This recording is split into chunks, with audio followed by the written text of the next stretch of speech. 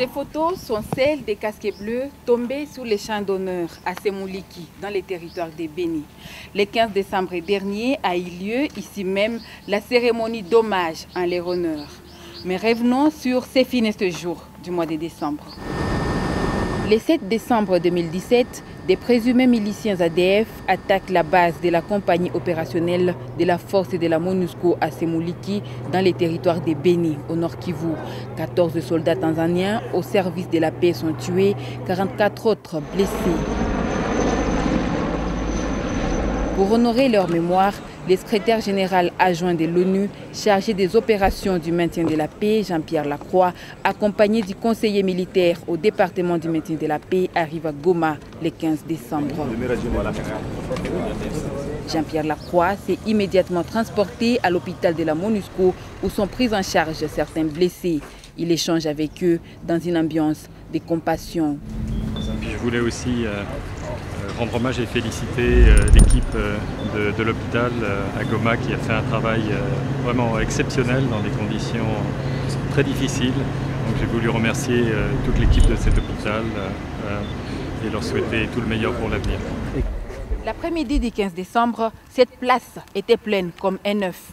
Tous sont venus rendre hommage aux disparus. Des personnalités provinciales, nationales et onusiennes ont pris part à la cérémonie. Mr. Jean-Pierre Lacroix. Ladies and gentlemen, the Minister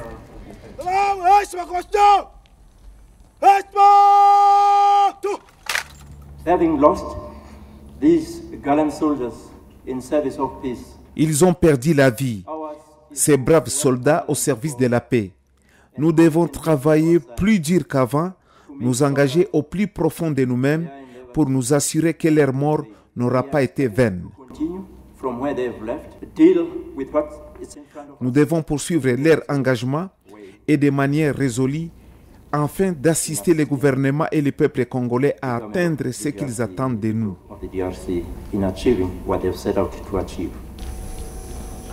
What's sad to be here today?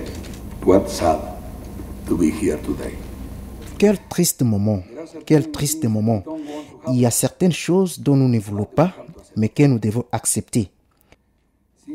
Des choses que nous ne voulons pas savoir, mais desquelles nous devons apprendre. Et des gens sans qui nous ne pouvons pas vivre, mais qui nous quittent malgré nous.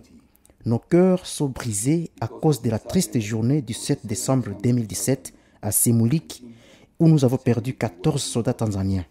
14 Tanzanian soldiers. every time a blue helmet in the service of peace is targeted, we are all targeted. Chaque fois qu'un casque bleu au service de la paix est ciblé, nous sommes tous ciblés et nous sommes tous affectés.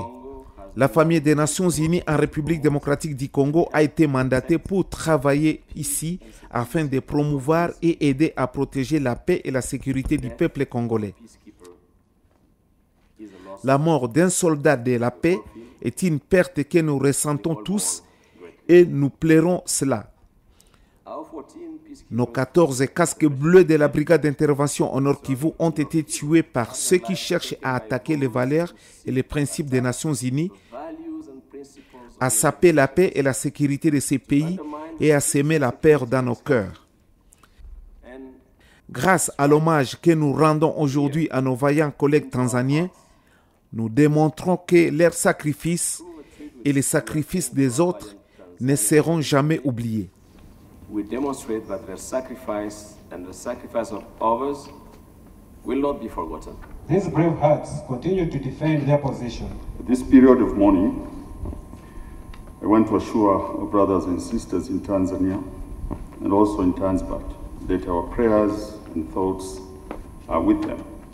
En ce moment de deuil, je vais garantir à nos frères et sœurs tanzaniens et ceux de Tanzbat que nos prières et nos pensées vont à eux. Nous prions Dieu, le Tout-Puissant, d'assister tous les blessés, ceux qui reçoivent actuellement des soins dans divers hôpitaux, pour une guérison rapide. Nous prions aussi pour que le Dieu Tout-Puissant continue à leur donner la force et le courage pour qu'ils se rétablissent et continuent à servir la MONUSCO. They continue to serve with MONUSCO. Ces remerciements et ce réconfort sont adressés également à toute la force onusienne qui, depuis plus de 20 ans, appuie inlassablement l'armée de la RDC dans sa lutte héroïque pour la paix et la stabilité du territoire national. Enfin, je prie l'Éternel Dieu des armées de faire reposer en paix les âmes de ces dignes fils de l'Afrique aux côtés de leur illustre père, les héros Julius Nyerere et Laurent Désiré Kabila. J'étais hier avec mes amis et collègues des Nations Unies à Dar es Salaam. Je suis allé saluer les familles et les proches de ces héros dans le cadre de la cérémonie d'hommage qui leur était rendue à Dar es Salaam. J'ai lu dans les yeux de ces membres de la famille, évidemment de la grande tristesse, car aucun mot ne peut apaiser la douleur, l'incompréhension à la suite de la mort d'un fils, d'un proche, d'un ami, d'un mari. Cependant, j'ai également reconnu la fierté dans leur regard, et cette fierté, ils peuvent légitimement l'éprouver. De la fierté, car ceux que nous avons tous perdus aujourd'hui sont des braves. Des braves qui n'ont pas hésité à affronter le danger pour rejoindre des milliers d'autres frères d'armes pour la cause de la paix. Dans chacun de ces soldats tanzaniens, ce sont tous ceux qui sont tombés dans leur mission de paix sous l'étendard des Nations Unies que nous honorons cet après-midi. In this case, there will be no qualifying period required for eligibility. Hence, the post commander this afternoon is awarding medals posthumously to the deceased comrades. Évidemment, j'ai rendu hommage à l'engagement de la Tanzanie en faveur des Nations Unies, en faveur du maintien de la paix.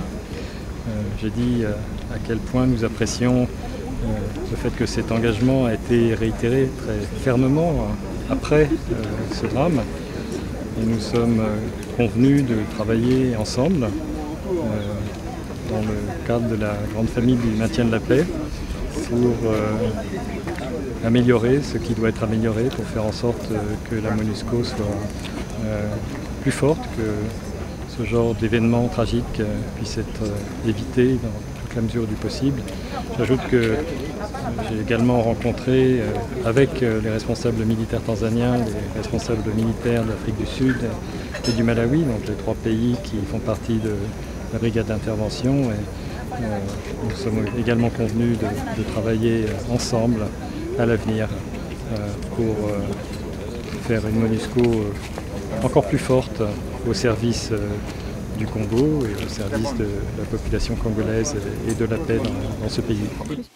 Le secrétaire général adjoint s'est rendu ensuite à Kinshasa pour rencontrer notamment les chefs de l'État et les ministres des Affaires étrangères, Léonard Chéo Kitundu. Sur l'incident, j'ai d'abord voulu remercier le gouvernement de la République démocratique du Congo à travers Monsieur le ministre des Affaires étrangères pour la solidarité exprimée. Le fait que le ministre de la Défense ait participé à la commémoration qui a eu lieu à Goma hier a démontré de manière très claire cette solidarité. Et je crois que ça a aussi démontré le fait que nous travaillons ensemble et nous devons travailler ensemble à l'avenir pour faire en sorte que les auteurs de cet acte ignoble soient traduits en justice. Toujours à Kinshasa, Jean-Pierre Lacroix s'est aussi rendu à l'hôpital du Cinquantenaire où sont internés d'autres blessés de l'attaque de Semuliki. Je suis encouragé de voir que ils ont l'air d'aller mieux. Je les ai tous remerciés pour leur service, leur engagement au service des Nations Unies. J'aurais évidemment souhaité tout le meilleur, un prompt rétablissement. J'en ai profité aussi pour remercier les médecins ici et tout le personnel soignant pour l'excellent travail qui a été fait. Merci.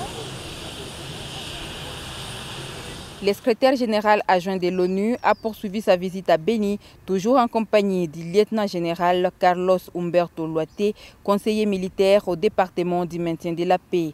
Avec les commandants des opérations Sokola 1 Nord et les commandants de la brigade d'intervention, Jean-Pierre Lacroix a échangé sur la situation sécuritaire dans la région.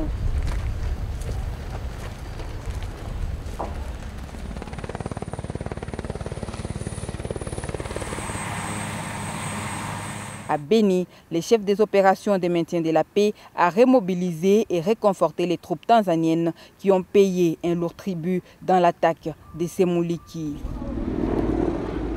Jean-Pierre Lacroix fera les déplacements jusqu'à Semuliki pour constater les travaux de réfection actuellement en cours et recevoir un briefing sécuritaire.